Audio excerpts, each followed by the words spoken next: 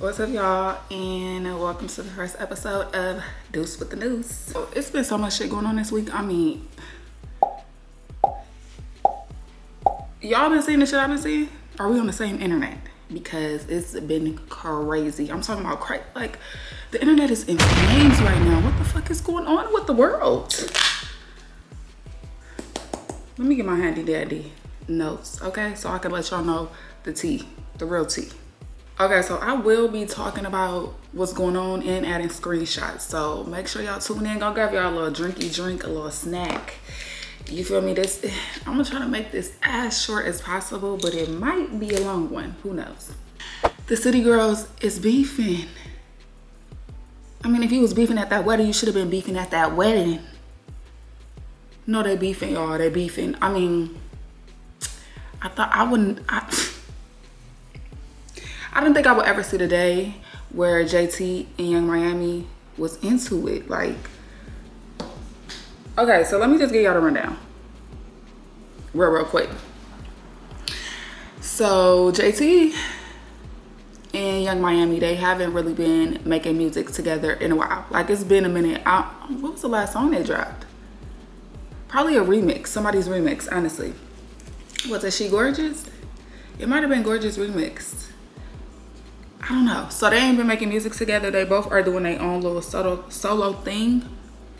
JT got a song called No Bars and Sideways. She just put out. She's on tour. She's been going to a couple different cities.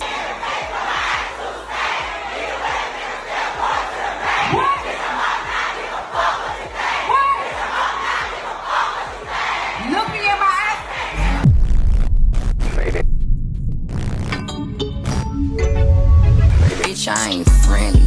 I don't fuck with y'all bitches. Like to the clubs and stuff like that. She doing really good. Her songs is popping. The bitches going, they hard. Young Miami just put out a record too, 50-50, and then she just put out a new one, I believe, yesterday. CWFM, Can't Fuck With Me, with Skilla Baby. I'm a mogul nigga. Speaking on a rich bitch, don't make me expose you niggas. He don't trick, I make him change his mind the first week. These hoes can't fuck with me. These hoes can't fuck with me. These hoes can't fuck with me. So basically this week, JT has been kind of, getting into it with a couple people, and we're gonna talk about that a little later. Her and Glorilla. And she kind of just been, clearing the air. And if somebody come at her, she's coming right back, and she letting you know what the fuck it is and what the fuck it ain't. Basically, it started because JT was responding to a tweet that somebody made, regarding the Diddy shit or whatever, and Santana had kind of jumped into it too, and he says she said something to Santana about it, and it just stemmed from there. So Young Miami tweeted, "A B been sneak dissing me for weeks, and I say, shh, what a B mad at me for? Fuck."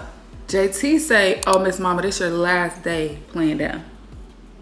Young Miami say, "I ain't jealous of a soul. I'm always like, go B, go. I clap for everybody. I show love to everybody. It ain't a B I haven't shown love to." JT comes back and say, "I know I come off crazy, but never in my life did no white ish to this girl. She literally enjoys seeing me being dragged. When people show me love, she goes crazy and call it a hate train. But like I said, we can sit and talk about it.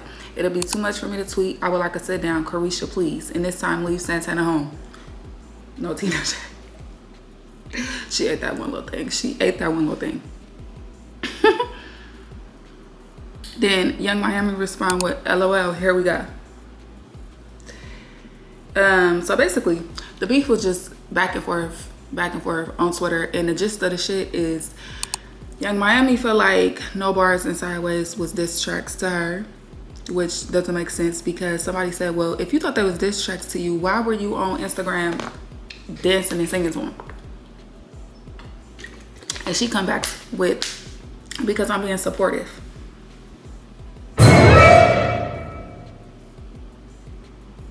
What?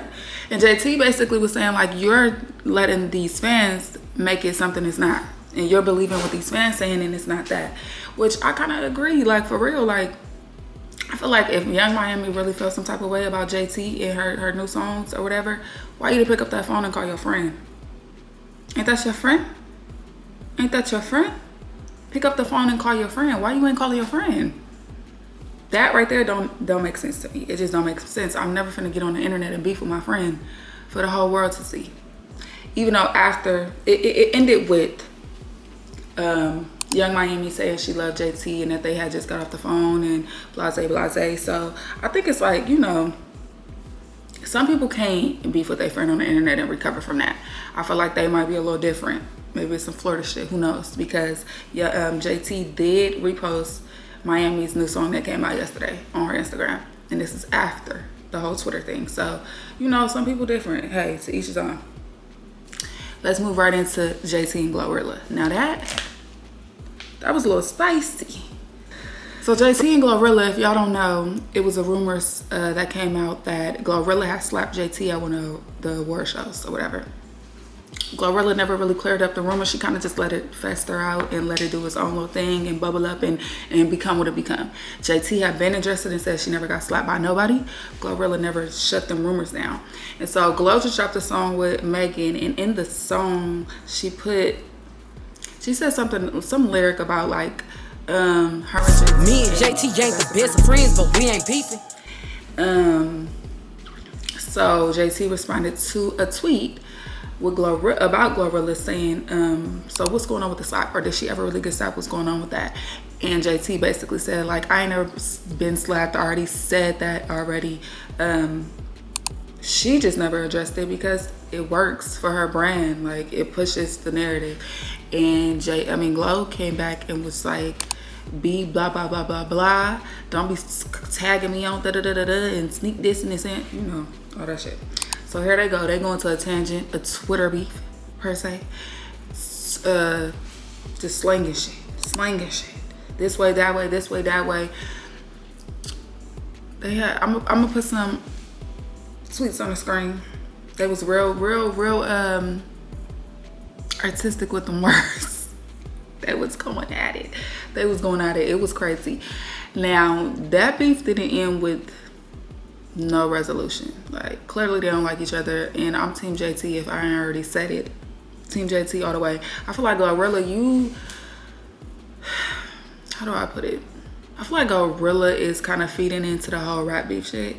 And for you to drop a song that's trying to promote female unity and then I just pray one day the bad bitches will come together, cause Cardi and Nicki on the track will break some fucking records. It's just like, once again, these women pushing narratives they don't live by. It doesn't make sense. Like, it doesn't make sense.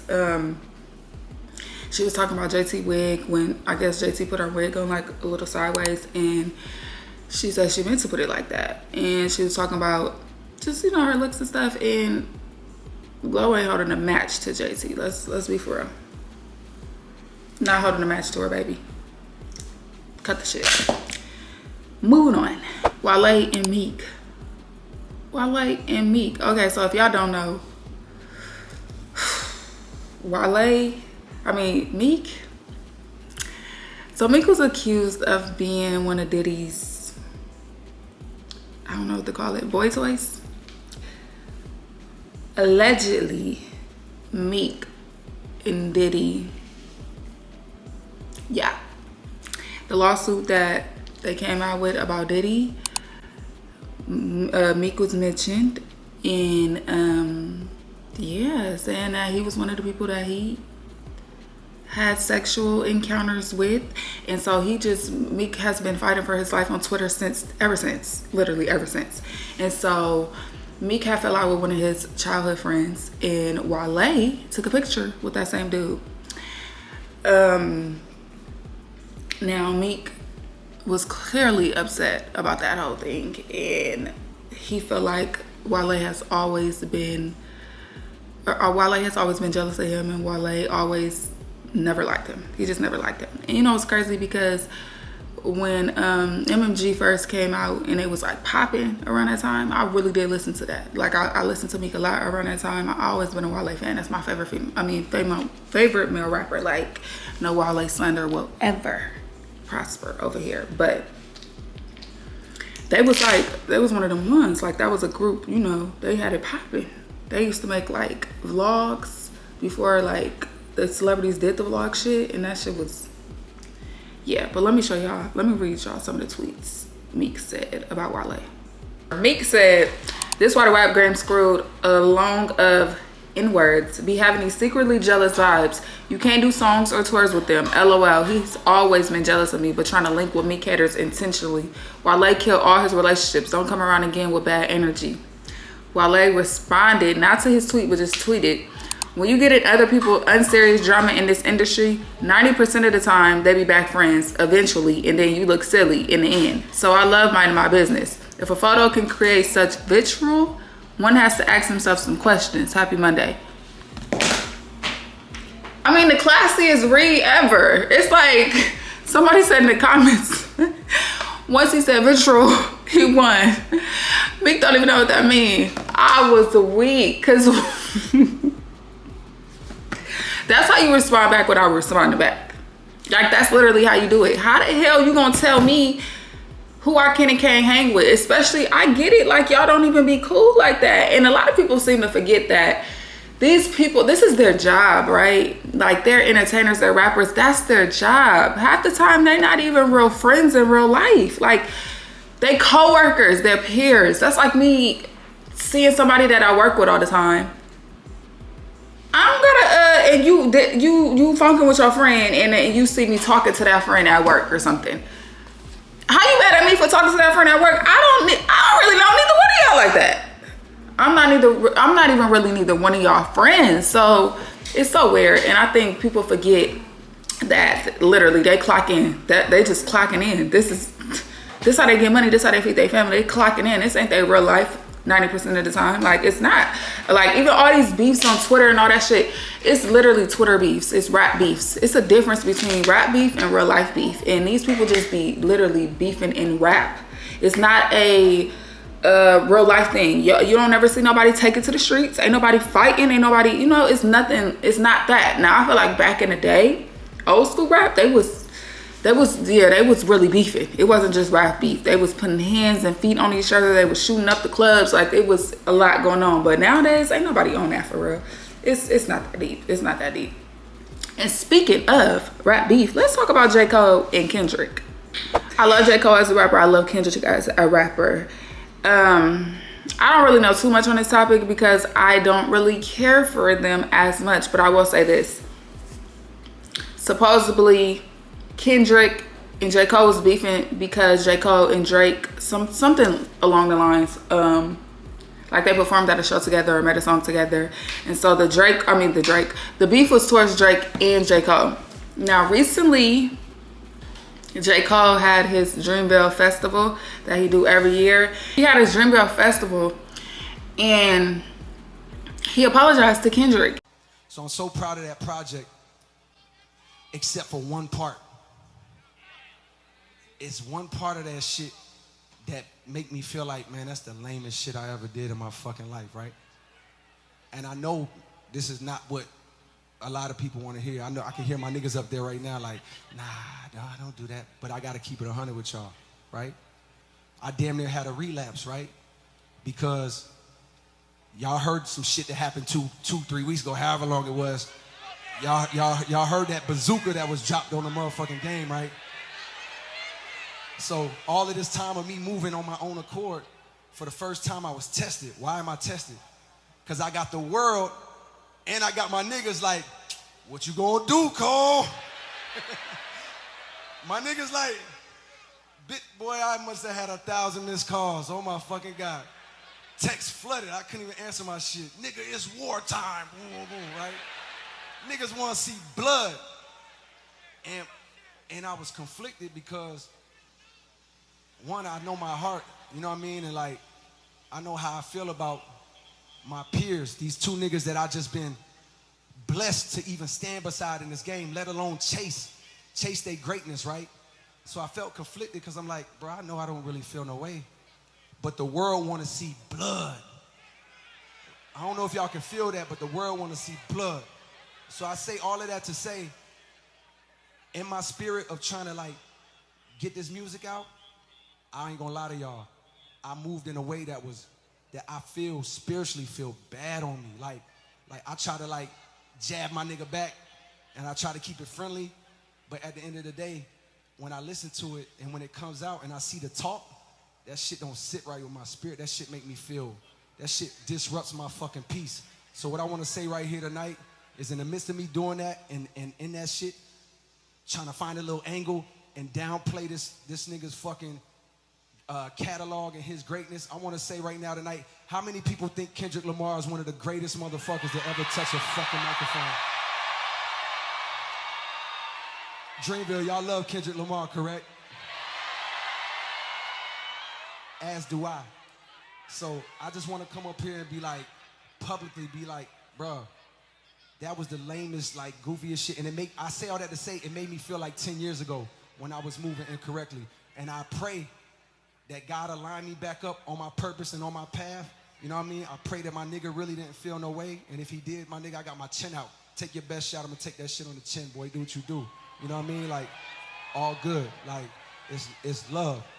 And I pray that, I pray that y'all are like, forgive a nigga for like the misstep and then I can get back to my true path. Cause I ain't gonna lie to y'all. The past 2 days felt terrible. Like, it let me know how good I've been sleeping for the past 10 years. So all of that to say, man, I wanna now perform the song that's a reminder to me of getting back on the right path and getting in tune with it. And a lot of people was calling him like weak and he boosty, like how he gonna cancel the rap beef. But when you think about it, motherfuckers is too grown to still be going at it with somebody back and forth, song to song, this to this. Like, not everybody want to do that. Like, that is childish. Like, why am I wasting my time dissing this black man? We both winning in life. Like, maybe something else had him call it off, but I feel like it shows his character and it shows him as a man to call off a beef, rap beef, on stage while he performing at his festival. Like, shit don't be that deep. And I feel like people be trying to make stuff deeper than what it is. And these same people on the internet won't even step to the people that they focus with in real life. How you worried about these rappers funking and you scary in real life? Yes, you. Make it make sense. It don't be making sense. Like, it really don't. So Raymonte and Cardi, they had their little back and forth on Twitter. I will post a little clip of Raymonte's video now. It was like, y'all know I don't like to drag things out, but the videos y'all keep saying I'm ghetto and da-da-da-da-da-da-da, and it throws me off because none of my videos am I walking up to people selling them empty their purse, give me everything you got. I don't think I'm as ghetto as everyone tries to make it seem, and what bothers me as a black person, you guys say that I'm ghetto, but Cardi B, who doesn't look like a visible black woman to me, and this is no shade to you, Cardi B. This is no shade. This is just literally a fact, and we're speaking on colorism and all those type of things. She is very, very ghetto. She's way ghettoer than me. She's way hooder, gangster, greasy with me. She was outside with the damn Bloods. And y'all don't say that this lady is ghetto. Y'all don't say that she isn't marketable. It feels like everyone can be ghetto and black besides ghetto and black people. And again, no shade to you, Cardi B. I'm just doing a comparison. My content has always been uplifting women. And basically, I just feel like, Raymonte's delivery probably wasn't the best. Well, no, I don't even think it was his delivery. I feel like people are mad that he brought up Cardi, and I honestly don't understand why. He was doing a comparison, and that's who he wanted to choose to do the comparison. People were saying, well, why he wouldn't choose like another gay male entertainer like Saucy Santana. Saucy Santana ain't getting the deals that Cardi B is getting. I'm pretty sure Raymonte could probably get the deals that Saucy Santana is getting. So it wouldn't make sense for him to bring up Saucy Santana, right? Like, the more you know, like, use your brain. Like, I feel like he just used the first person who came to mind. And let's keep it real. Cardi she benefited off being ghetto. And when it didn't work for her anymore, she switched it up, which ain't nothing wrong with that.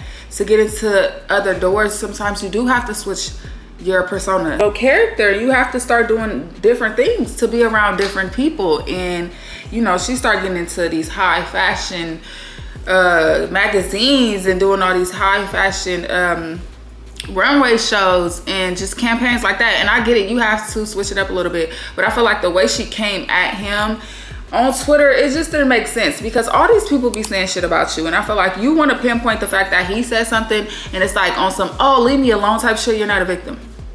I just hate when people make themselves a victim. You're not a victim, sis. And I feel like she always choose the victim role. She always chooses the sympathy role, and that's what I don't like about her. Like, I fuck with Cardi music. some of it. Like, I don't bop to everything. She put out that Bongos. I ain't listened to that. That wasn't my vibe.